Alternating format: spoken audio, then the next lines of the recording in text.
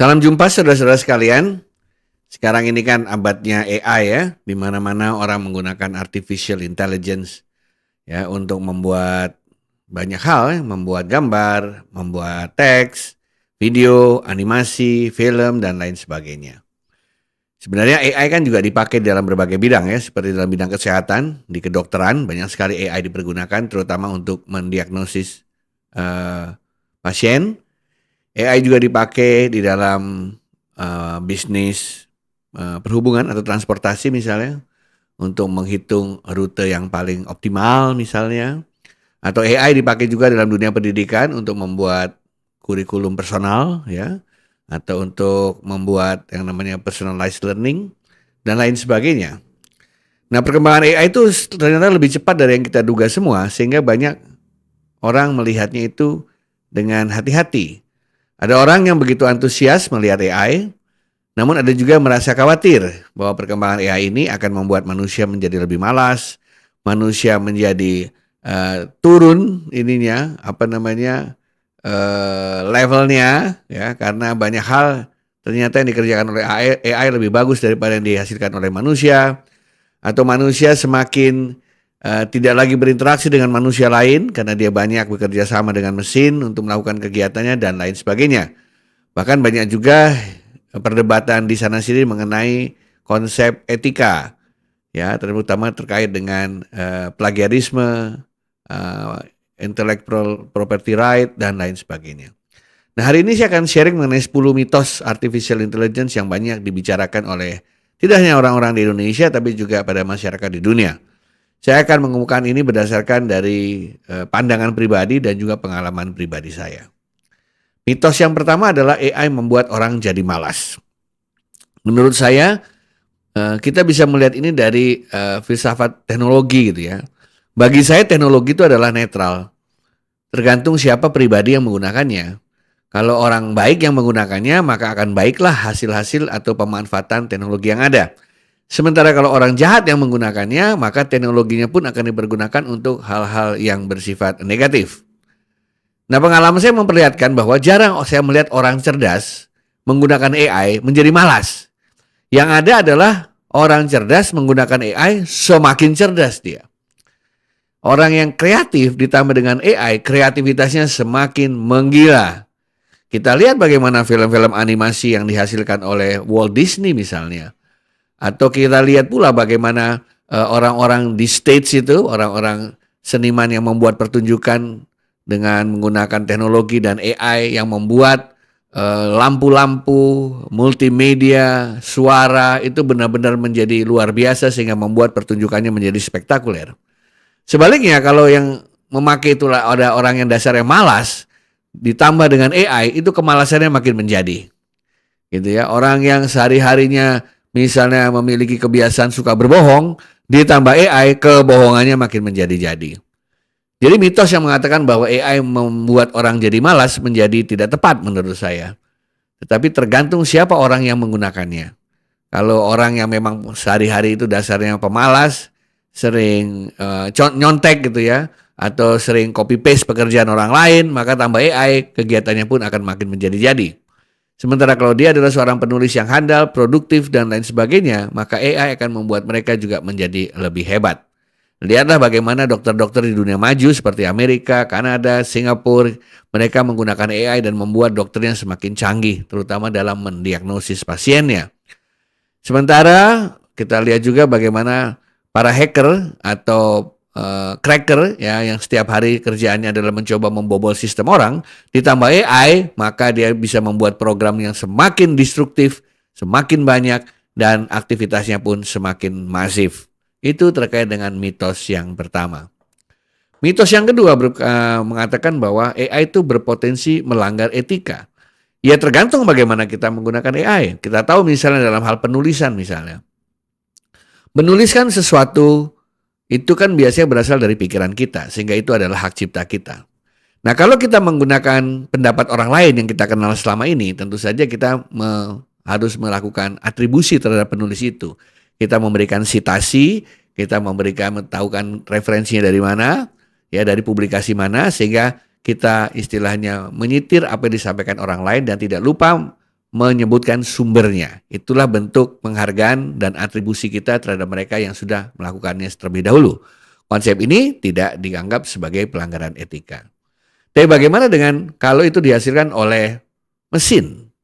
Ya, di mana mesin itu kan ada orang yang memprogramnya. Dan banyak orang suka keliru bahwa yang dilakukan AI itu sebenarnya bukan copy paste, tetapi dia membuat karya sendiri. Misalnya yang dilakukan oleh ChatGPT. ChatGPT itu bukan copy paste, tetapi train data yang dia miliki dia coba ungkapkan kembali dengan bahasa yang sesuai dengan algoritma yang setelah ditentukan, yaitu natural language processing. Jadi kalau Anda memiliki kemampuan melakukan prompt engineering, ke perintah yang sama bisa menghasilkan hasil yang berbeda. Dalam arti kata, teksnya mungkin berbeda tetapi esensinya bisa serupa.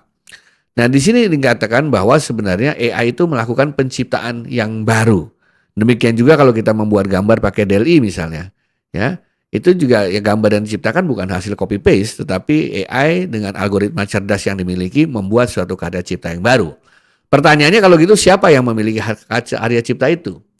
Yang biasa saya lakukan ketika saya menulis sesuatu dan sebagian tulisan saya atau sebagian karya saya itu berasal dari AI, maka saya lakukan disclaimer atau saya beritahu sumbernya, yaitu misalnya apa?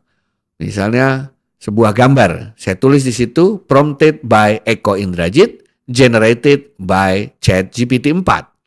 Jadi saya yang membuat promptnya dan yang menjerat adalah aplikasi yang bersangkutan.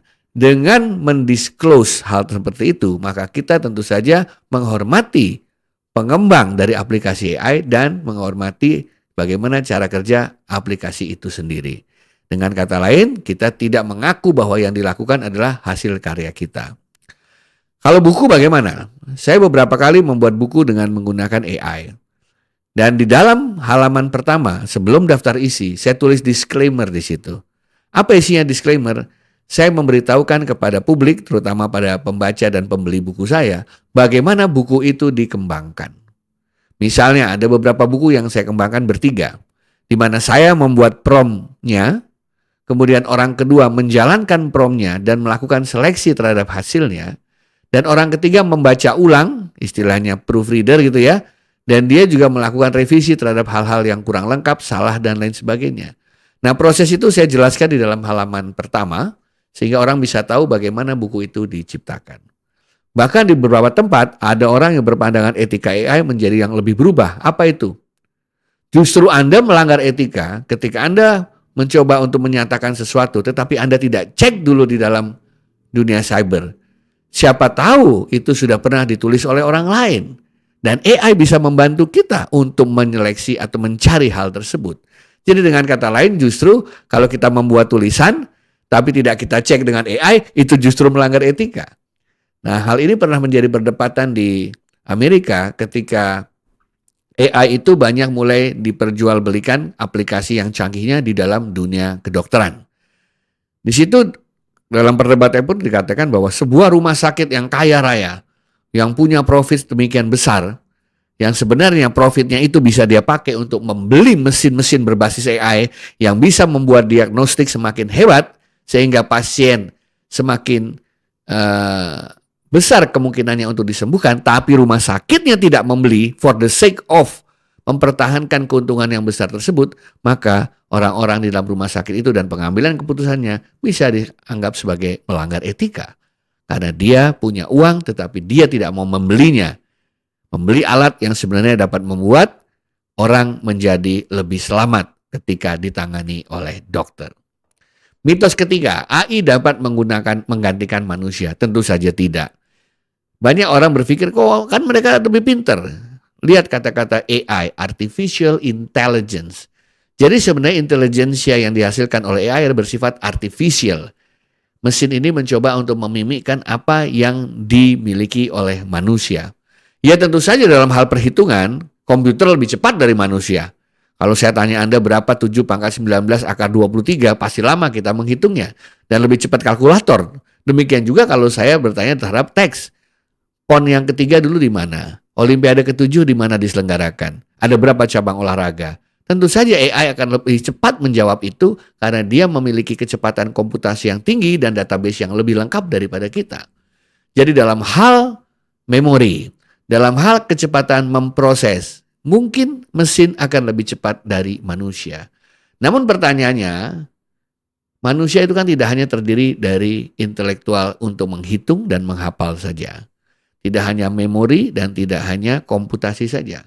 Manusia punya hati, ya kan? Manusia punya suara hati, punya etika, punya attitude, punya kemampuan kognitif lainnya yang mungkin akan sulit ditemukan oleh AI. Ketika AI berhasil membuat robot ya yang bisa berbicara dengan manusia selayaknya manusia, dalam suatu kesempatan manusia bertanya, "Hai AI, apakah Anda punya emosi?" Dan AI itu menjawab, "Emosi yang saya miliki berbeda dengan emosi yang ada pada manusia. Konsep emosi pada kami bersifat artificial." Kenapa? Karena kami mencoba meniru apa yang dilakukan manusia dan kami menggunakan algoritma untuk melakukan itu. Jadi kami tidak punya hati, kami tidak punya emosi, kami tidak punya empati, tetapi mereka mencoba memimikkan apa yang bisa dibaca dari yang biasa dilakukan oleh manusia. Jadi emosinya bersifat artificial, ya kan? Kemudian empatinya bersifat artificial, itu hanya merupakan hasil dari kalkulasi data, hasil dari kalkulasi secara statistik dengan menggunakan berbagai algoritma cerdas. Hal-hal yang bersifat humanis seperti empati, ya, kemudian etika, kemudian yang bersifat suara hati nurani, semua itu tentu saja tidak bisa dilakukan oleh mesin. Mungkin mesin bisa meniru atau memimikkannya, tapi itu bukanlah yang bersifat otentik. Karena manusia memiliki pengalaman, memiliki subjektivitas, memiliki hati, dan memiliki jiwa. Mitos yang keempat terkait banyak orang itu yang salah mengartikan aplikasi-aplikasi berbasis AI. Saya melihat sendiri bagaimana orang mengatakan jangan pakai aplikasi A, jangan pakai aplikasi B, jangan pakai aplikasi C. Kenapa?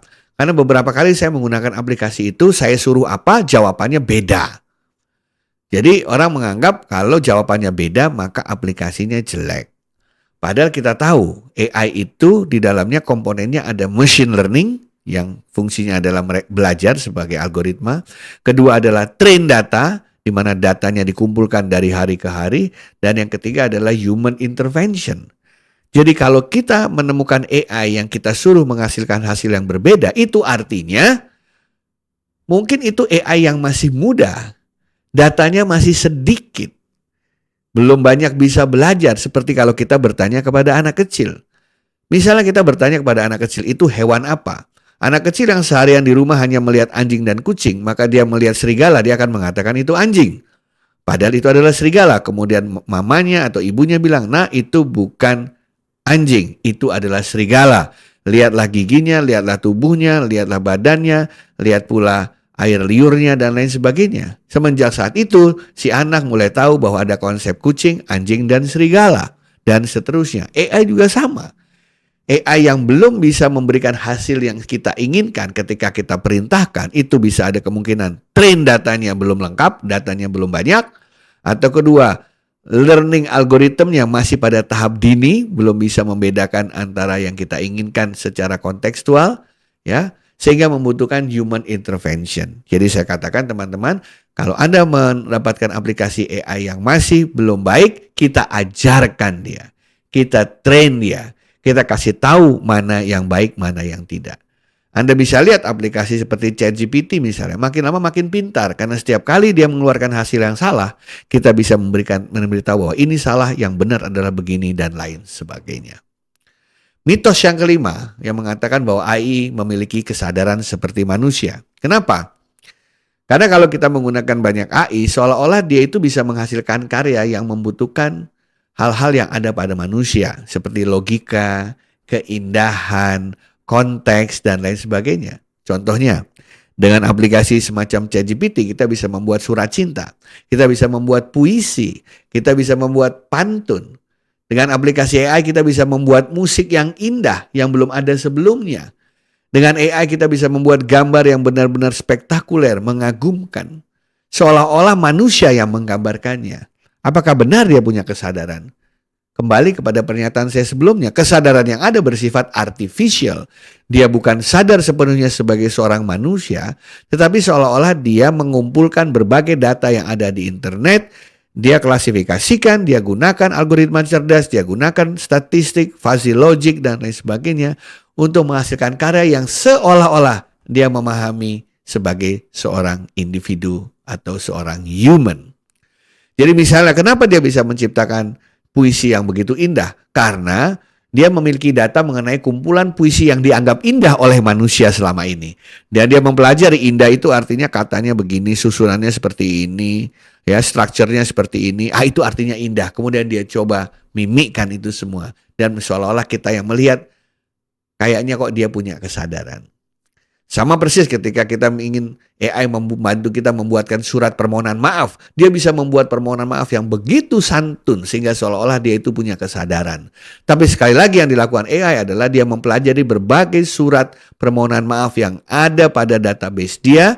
Dan dia lihat ciri-cirinya, dia lihat properties dari surat yang baik, sopan, permohonan maaf seperti apa. Dan dia mencoba mengenerate-nya. Mitos yang keenam. AI dapat memecahkan seluruh masyarakat manusia? Tentu saja tidak. Sekali lagi, AI bisa memecahkan masalah yang sebelumnya nature dari masalah itu pernah dialami manusia dan ada di dalam internet atau di dalam database-database seperti notulensi rapat, blogging, medsos, dan lain sebagainya. Jadi kalau AI kita hadapkan kepada permasalahan yang baru, yang mungkin sebelumnya belum pernah ada, kemungkinan cuma dua. Dia menduga-duga jawabannya seperti apa, atau dia mengaku sendiri bahwa ini adalah saran dari dia karena dia belum pernah menemui konteks atau problem atau kasus yang serupa dengannya. Jadi dengan kata lain, AI bekerja berdasarkan data yang telah dia miliki. Kalau kita memberikan sesuatu yang bersifat tidak ada datanya, kasus yang belum pernah terjadi, atau hal yang belum pernah ada dalam database dia hanya akan melakukan dua hal. Dia mengatakan bahwa dia tidak tahu karena belum memiliki database itu, atau yang kedua, dia akan mengatakan ini adalah hypothetical saya. Ini adalah pendapat secara fiktif dengan cara menggabungkan beberapa pengetahuan yang ada untuk menduga-duga bagaimana pemecahan masalahnya. Mitos yang ketujuh adalah dulu dikatakan AI hanya untuk orang-orang yang berduit. Ya, itu terjadi 20-30 tahun yang lalu ketika AI baru dikembangkan. Karena AI itu dulu memang harus membutuhkan teknologi yang tidak murah. Dia membutuhkan banyak sekali mesin berkekuatan tinggi, komputasi tinggi. Ya, dia menggunakan superkomputer, dia menggunakan high performance computer, tidak hanya satu tapi mungkin puluhan ribu. Kenapa? Karena dia harus melakukan komputasi yang sedemikian cepat melebihi otak manusia karena database-nya mungkin lebih besar. Nah, masalahnya adalah siapa yang akan membayar itu semua. Makanya AI dulu selalu berada dalam ranah-ranah penelitian, kampus, R&D, perusahaan, dan lain sebagainya. Namun sekarang dengan berkembangnya konsep seperti cloud computing, economy sharing, ya terkenal juga dengan network yang bisa di-share.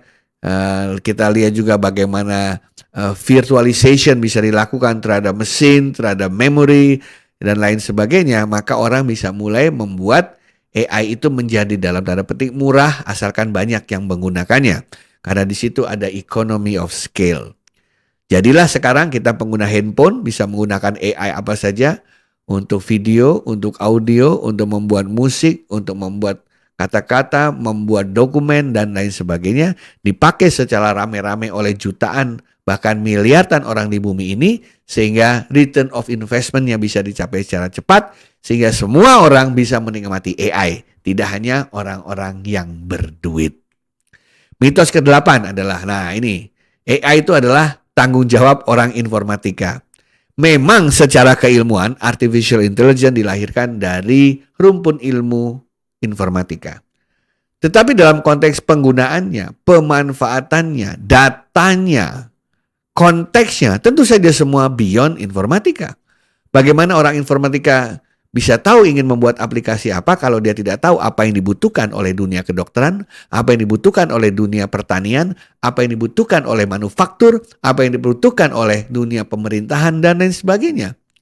Sehingga layaknya teknologi, maka AI itu sudah masuk ke dalam berbagai disiplin ilmu dan berbagai sektor industri. Oleh karena itulah kalau Anda lihat di kampus-kampus modern, hampir semua jurusan, hampir semua program studi memanfaatkan AI dalam pembelajarannya. Dengan demikian, maka ini bukan hanya ilmu monopoli orang informatika, bahkan ini dikembangkan banyak-banyak oleh orang matematika, orang fisika, apalagi dengan adanya quantum computing sebentar lagi, juga orang-orang kimia dan biologi gitu ya. Dan juga tentu saja orang-orang sosial. Kenapa? Ya karena namanya AI akan mencoba memimikkan manusia. Dia mencoba memikirkan apa yang dilakukan manusia jika ingin melakukan keputusan tertentu. Dia juga harus istilahnya membayangkan secara psikologis apa yang ada di pikiran manusia ketika menghadapi situasi tertentu. Jadi AI ini sifatnya sudah lintas disiplin ilmu. Mitos yang ke-9, AI tidak membutuhkan manusia. Sama sekali keliru. Lah yang membuat AI kan manusia itu sendiri. Gimana caranya AI tidak membutuhkan manusia? AI terdiri dari 3 komponen sebagaimana telah saya sampaikan sebelumnya. Yaitu yang pertama adalah machine learning. Yang kedua adalah train data. Dan yang ketiga adalah human intervention. Mengapa human intervention masih diperlukan? Karena AI walau bagaimanapun dalam proses belajar dari hari ke hari. Ada yang bisa bersifat false negative, ada yang bersifat false positive. Dia kira itu benar padahal tidak benar, dia pikir itu tidak benar padahal itu benar. Dan siapa yang bisa ngasih tahu itu kalau bukan manusia? Apalagi kalau itu berkaitan dengan kultur, itu berkaitan dengan kepercayaan, itu berkaitan dengan budaya. Ya, itu berkaitan dengan perilaku dari satu kelompok di kelompok masyarakat yang tentu saja berbeda-beda. AI belum tentu bisa memahami itu semua sehingga dibutuhkan human intervention. Last but not least, mitos ke-10 adalah AI mengancam kehidupan manusia di masa mendatang. Apalagi orang melihat film-film seperti Terminator, iRobot, dan lain sebagainya. Tapi mari kita lihat film-film semacam Star Trek, ya, film semacam The Matrix atau film-film futuristik lainnya. Anda lihat, apakah dalam film-film futuristik tersebut ada manusia? Manusia tetap ada. Apakah ada adegan percintaan? Tetap ada adegan percintaan. Apakah ada adegan konflik? Ada adegan konflik. Apakah Tony Stark dalam film Iron Man menjadi bodoh ketika Jarvis itu bisa membuat berbagai jenis artefak teknologi yang diinginkan oleh majikannya? Justru tidak. Yang menyuruh Jarvis kan Tony Stark. Artinya apa? Itu tadi yang saya katakan. Manusia dengan AI hidup berdampingan untuk meningkatkan kualitas kehidupan manusia. Lihatlah film Star Trek yang sudah bisa terbang lintas galaksi. Di situ mereka bisa berbicara dengan pesawatnya. Hal-hal yang sulit bisa dijawab oleh pesawatnya dengan AI-nya dengan sangat cepat dan akurat. Tapi apakah itu menggantikan pengambilan keputusan? Apakah itu menggantikan bagaimana manusia itu berinteraksi dengan makhluk hidup lainnya? Tidak. Mesin AI memberikan pendapat, memberikan saran, tapi at the end of the day, manusia yang memutuskannya. Saudara-saudara sekalian, dengan kata lain saya ingin mengatakan bahwa kalau kita percaya bahwa kita memasuki Society 5.0, itu artinya kita harus melihat AI dari segi yang positif. Kenapa demikian? Karena Society 5.0 artinya manusia hidup berdampingan dengan mesin untuk apa? Untuk menyelesaikan masalah sosial yang selama ini masih dihadapi manusia secara ekonomis. Kenapa harus bekerja sama antara manusia dan mesin? Manusia punya kelebihan, punya kekurangan. Demikian juga mesin ciptaannya, ada kelebihan dan ada kekurangan. Jika manusia bisa dibantu oleh mesin, bekerja sama dengan mesin, maka niscaya kualitas kehidupan bisa meningkat. Dengan bantuan mesin diharapkan banjir bisa menjadi hilang, kelaparan bisa dikurangi, pemanasan global bisa dicegah, dan lain sebagainya. Demikian saudara-saudara kalian, sharing saya mengenai 10 mitos artificial intelligence yang menurut saya harus kita pahami secara sungguh-sungguh. Sekian dan terima kasih.